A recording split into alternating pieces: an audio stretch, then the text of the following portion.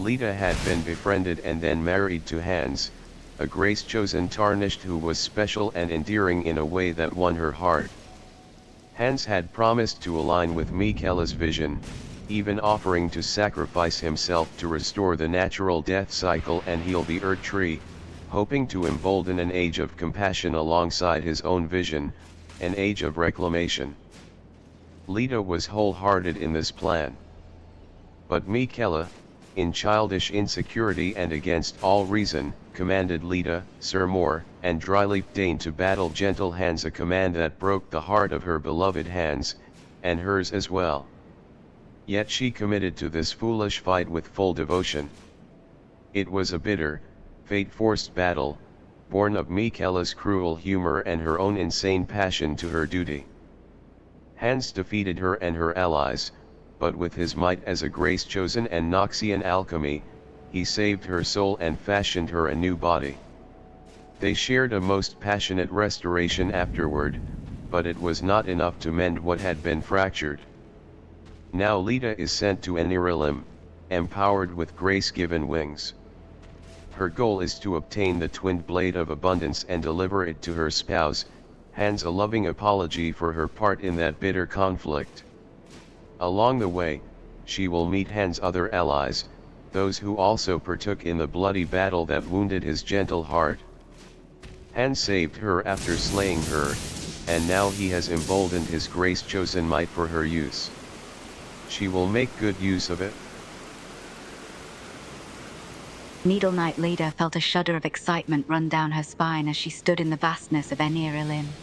It was a land of ancient magic, steeped in history and lore, yet for all its grandeur it was a place of shadow haunted by mystery. The air seemed to hum with the echo of some distant sorcery, and the very ground beneath her feet felt alive. As she looked around carefully, her sharp eyes searched for any trace of the Twinblade of Abundance.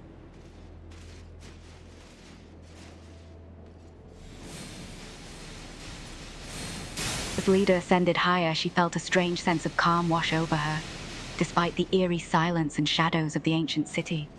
Though it was a cold place, she felt a warmth from within, a comforting pulse of Hannah's grace, guiding her path. From this elevated vantage point, the city spread out below her like a sprawling vertical labyrinth, its colossal architecture reaching to the heavens. Leda kept searching for any sign of the Twinblade, her eyes never leaving the shadows and the distant gleam of windows. Despite the initial thrill of flying, as her flight continued, Leda started to feel a sense of discomfort. The grace-given wings were indeed powerful, too powerful even. Every flap sent her soaring at breakneck speed, forcing her to make constant, jarring corrections. She found herself constantly veering off course, and had to stop frequently to catch her breath and stabilize herself. It is ridiculous. The words flashed through Leda's mind as a particularly hard gust of wind sent her spiraling away from her original path. She felt like a bird trapped in a house, flailing her wing, desperately trying to find her bearings. Focus, Leda. Focus, damn it! She gritted her teeth as she regained control, but the struggle continued. The tight spaces and the unpredictable winds made it incredibly difficult to maintain steady flight.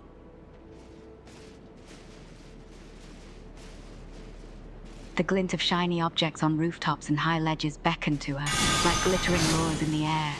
Despite her mission to find the Twinblade, she found herself inexplicably drawn to these random items, the urge to collect them almost irresistible. No, focus! You're not here to collect baubles, idiot, she muttered to herself, but the allure was strong, and her eyes kept drifting towards the shiny object. Despite her determination to stay focused, the sight of the cute, shiny objects tugged at Leda's heartstrings. She found herself hovering, torn between her mission and her inexplicable desire to collect the sparkling treasures.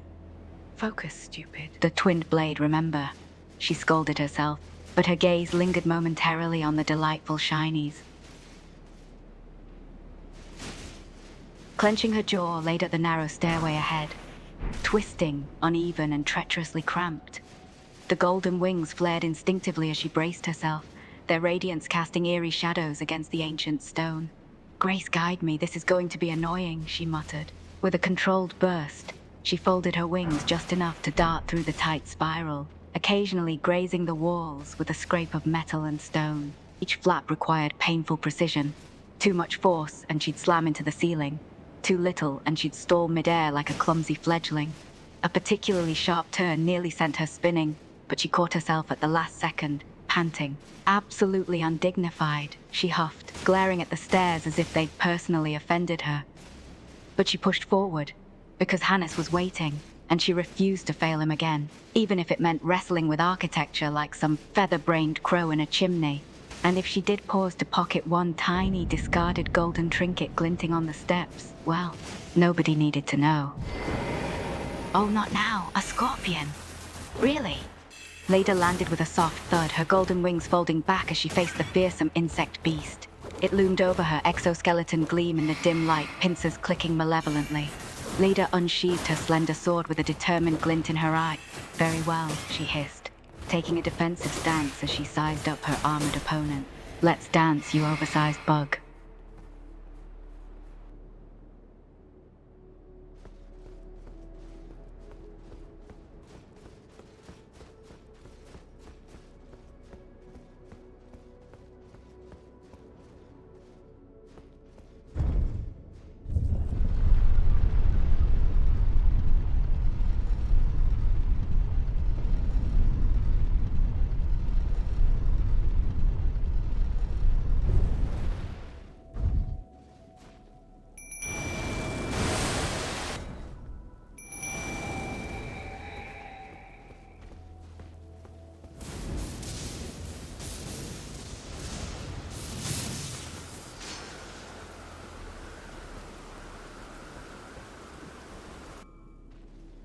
The air was thick with the weight of unspoken tension.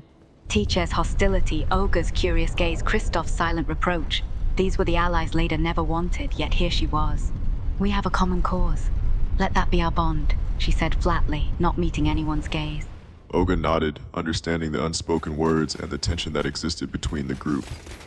He knew that it would do no good to speak of the things that had transpired, for now was not the time for confrontation or bitterness. Instead, he chose to focus on the task ahead, his mind already working to strategize and calculate the best way forward. Our objective is clear, he said, his deep, gruff voice cutting through the tension. To reclaim the Blade of Abundance and end the threat it poses. We must be cautious, and we must be swift. Tichi scoffed quietly, her footsteps nearly silent on the stone. She walked by Leda's side, her eyes ever watchful. Every so often her gaze flicked back, checking on the two others. Kristoff brought up the rear, his presence a constant, silent reminder of their fractured unity.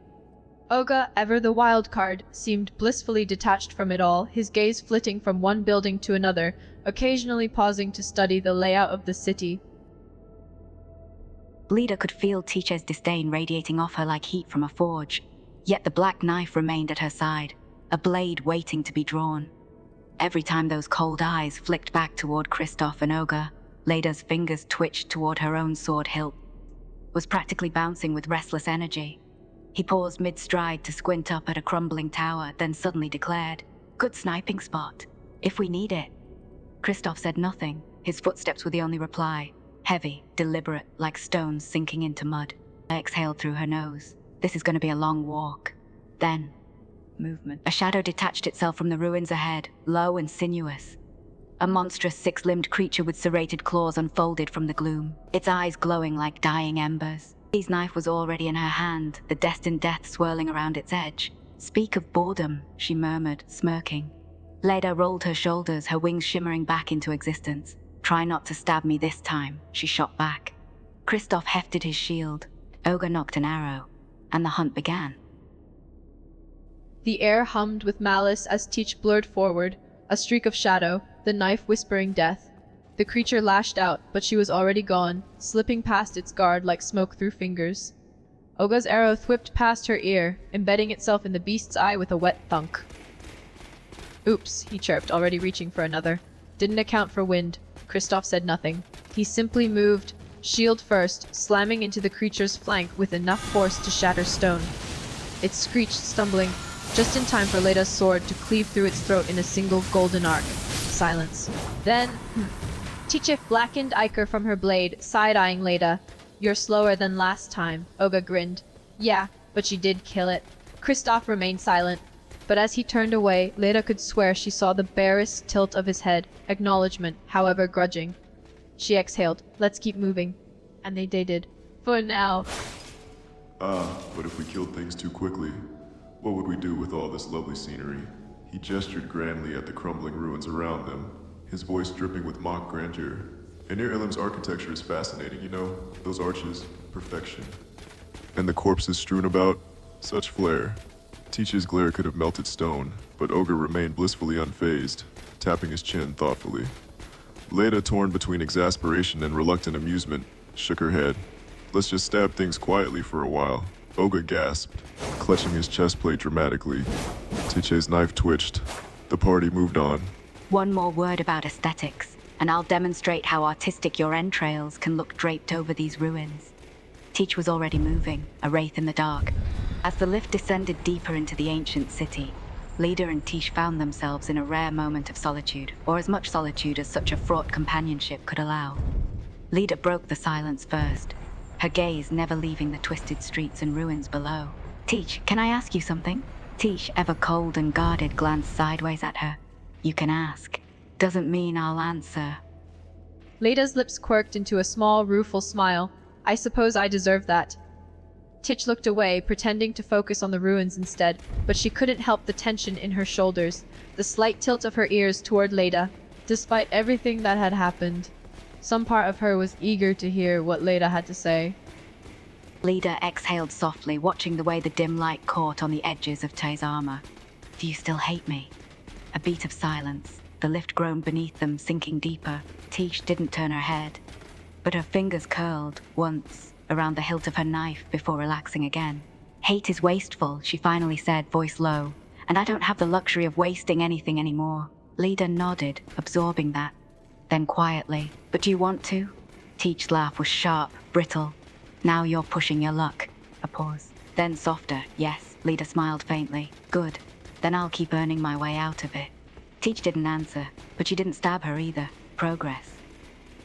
The lift continued its ponderous descent, the silence between them now heavy with unspoken things. Tish, for her part, studied the landscape of the city with feigned nonchalance, but there was a tension radiating from her. Not rage this time. Something else. It was Leda who shattered the silence again. Tish. Tisha tensed, her gaze flicking sidelong at her companion. What? Leda leaned against the lift railing, fingers tracing the ancient glyphs carved into the stone. Can I ask you something else? Tish shot her a withering look. Another one? Leda shrugged, a corner of her mouth tilting up.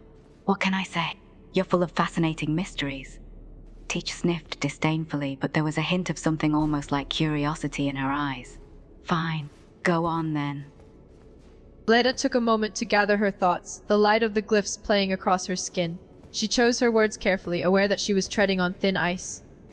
Why did you confess to Hannes? Tiche flinched, the movement minimal, almost imperceptible, but it was there. Her fingers tightened on the fabric of her cloak. That's none of your business. Olga's Leda nonchalance nodded, was a conceding source the of point, both frustration but her and eyes were relief for the relentless, rest of the probing, party. seeking an answer. Though his aloof Perhaps demeanor not, often but clashed I'm with asking Tiche's anyway. volatile moods and Kristoff's silent broodiness, there was still something almost comforting about his indifference. It was as if he saw the world through a filter of amused detachment, untouched by the turmoil that simmered just below the surface. For Leda, who Tiche's carried the gaze was burden of dagger Hannah's sharp, the tension in expectations her and the body weight of her coiled own like a failures, spring. There was a Olga's flicker of something nonchalance vulnerable in her sometimes felt like a eyes, an breath old of hurt, fresh air. still fresh and raw. Why do you think? Leda shrugged, a nonchalance that was almost insolent. Almost. I have a few ideas. Tiche's jaw clenched, but she said nothing. Waiting. Leda exhaled, turning her gaze back to the ruins below. Because he was the first person who saw you, she said softly. Not just the assassin, not just the blade. You. Tish stiffened, then scoffed, but it lacked venom. Sentimental nonsense. Maybe. But that's why I did. Silence, then. Tish looked away again, her grip on her knife loosening. Idiot. Leda chuckled. Yeah, probably. The lift groaned onward, downward, the ruins stretching endlessly beneath them. Neither spoke again. But the silence was softer now. The tension had eased, a fraction, in the silence between them. Neither Tiche nor Leda looked at the other, but the air felt lighter. Leda glanced sidelong at Teacher, noting the relaxed set of her shoulders, the less guarded expression. She took a breath. Took a chance. Teach grunted, grudgingly indicating she was listening. This is going to sound odd. Titch turned her head slightly, her gaze sharpening. She said nothing, but the slight tilt of her head was indication enough. Go on. Leda hesitated, then huffed a laugh at herself, shaking her head. Never mind, I just realized I don't actually hate this. Teachy blinked. The lift. No, Leda gestured vaguely between the miss. Talking, even when you're being prickly about it. A pause. Then Teach rolled her eyes. But there was the barest twitch at the corner of her mouth. You're insufferable. Leda grinned. And yet, here you are. Teachy didn't deny it. The lift reached the bottom with a shuddering clank. The gates groaned open, revealing the shadowed depths of the city below. Teak stepped forward first, but not before muttering, just loud enough for Leda to hear. Don't get used to it. Leda smiled, following after her. Too late.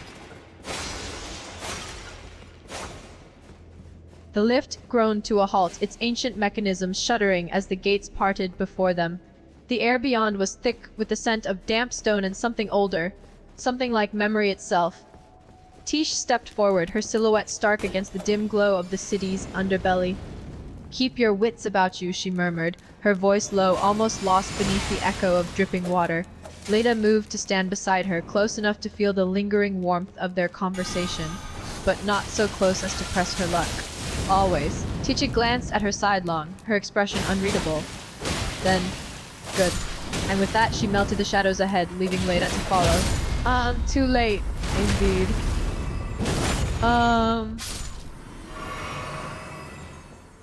The journey up through Anir Ilim was a quiet, tense procession.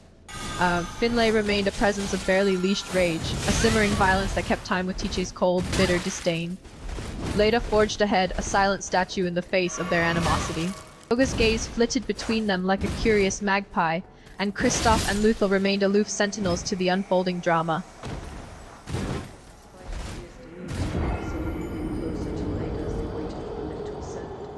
It was an almost unconscious act, as if an invisible force was drawing her towards the woman who had once been her foe. Standing side by side, the two of them were an odd sight. Finlay, with her armor bearing the marks of millennia's campaign, and Leda, her body now of living grace, both united in their purpose yet divided by the past. They stood in uneasy silence, each wrapped in the weight of their thoughts until Finlay spoke, her voice hard. You look different. Leda's gaze flickered toward her, finding Finlay's steel-eyed stare. She didn't need explanation or permission to know what she meant. She simply looked down at herself, a faint ghost of a smirk tugged her lips. This is Grace, then, Finlay grunted, the sound half derisory, half bitter. It was an answer in itself. Finlay's gaze traveled Leda's form, studying the changes wrought by Grace. She hadn't expected their reunion to be so transformative. The smirk on Leda's face was subtle, but it irritated Finlay. How could she find humor in these circumstances? Yes, Finlay said curtly. Grace has remade you.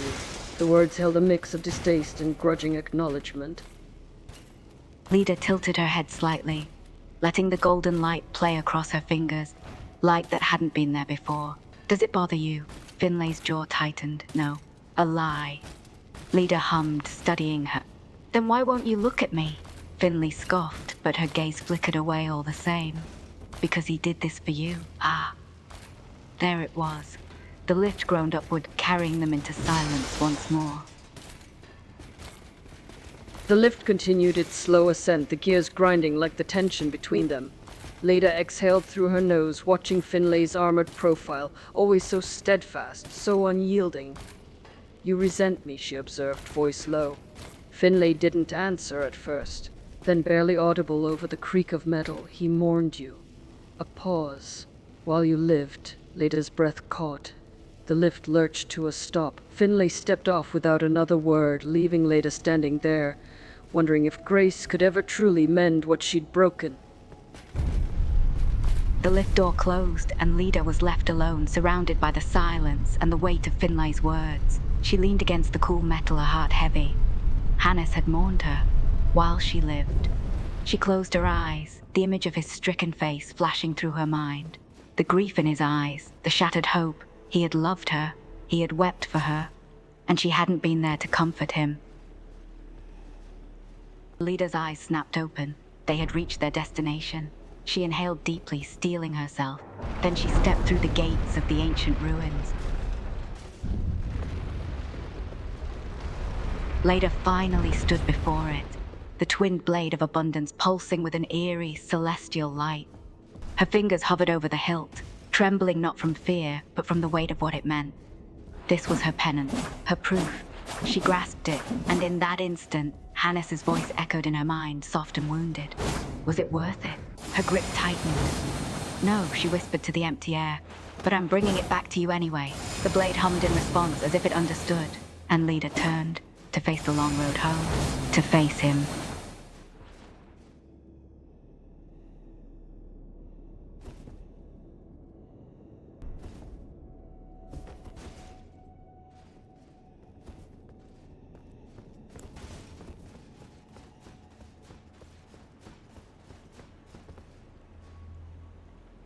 The sacred weight of the twin blade resting against her back like a second set of wings. The air here was always stale, reeking of cold hearths and lingering regrets. And there he was. He didn't turn, didn't acknowledge her, as if she were just another shadow in this tomb of forgotten champions. Leda didn't flinch. Instead, her lips curved into that familiar, knowing smile, the one that always made his jaw clench. With deliberate grace, she shifted her stance, letting the twin blade's celestial metal catch the gloom. It gleamed impossibly pristine against the hold's decay, a silent proclamation. Look what I've brought you, my lord. All effortless poise, her eyes glinting with challenge. Hannes exhaled. A tremor of awareness flickered through his shoulders as he passed her. His gaze, heavy with storm clouds, dragged itself to the blade. For all his quiet fury, he was still a warrior, still hers. The moment the twin blade was placed in his hands, a subtle shift went through Hannes. The cool veneer of his anger thawed, his eyes lighting up with the same quiet joy that Leda knew so well. He held the weapon with the respect and reverence it deserved, turning it over in his palms as he examined the twin-headed blade. It seemed to hum faintly in his grip, as if sensing the familiarity of its owner. "This is incredible," he finally murmured, his voice rough with suppressed emotion. He sounded as though he was speaking to the weapon itself.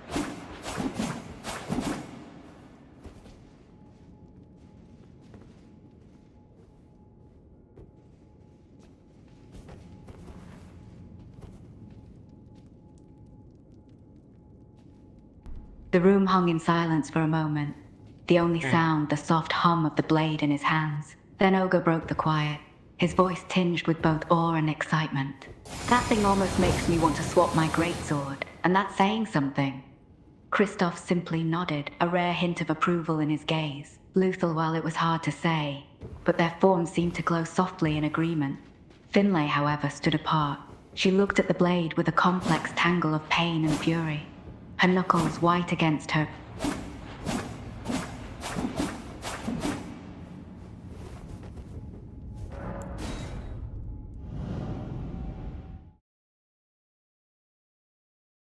Leda didn't move from her spot against the pillar, but her gaze was fixed on Hannes like a hawk. She had expected a cold reception, but the way he deliberately avoided even looking at her now stung. She took a step forward, the sound of her footsteps echoing in the room, but he didn't react. His attention was still fixed on the twin blade in his hands. Coward, she thought, anger mixing with something that almost felt like hurt. Just yesterday, years ago, to her he had clung to her like a drowning man.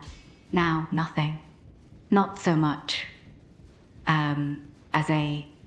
The sight of him just pretending not to see her and walking away from her each time she approached was maddening. Leda's eyes darkened with annoyance, but there was something else in her expression. Hurt, perhaps, and a sharp sense of abandonment. Every time she stepped close for a hug, he stepped back, his gaze still fixed on the blade in his hands. Each step back stung like a slap, her heart cracking a little more. She gritted her teeth, her hand clenching into a fist. "Damn you," she muttered, low enough for only him to hear. Nuh-uh. Leda's jaw clenched. He was playing games now, toying with her like a child. It was infuriating and hurtful, awakening a maelstrom of emotions she had kept at bay until now. She took another step forward, her fingers twitching with the urge to grab his arm, to force him to look at her. But he simply evaded her once more, his voice dismissive. Nah. The moment she caught up to him, her anger and hurt bubbling up like a storm, she couldn't hold it in anymore. She grabbed his shoulder, spinning him around to face her. Hannah stumbled for a moment, surprise flickering across his features before he could disguise it. Hey. She didn't let him finish. She didn't want words. With a sudden, almost desperate burst of willpower, she pinned him against the wall, her mouth hot on his exposed neck. This is very cool weapon, thank you. Your work given, yes, Hannes says. Leda pulled back slightly, her hands still wrapped around his shoulder.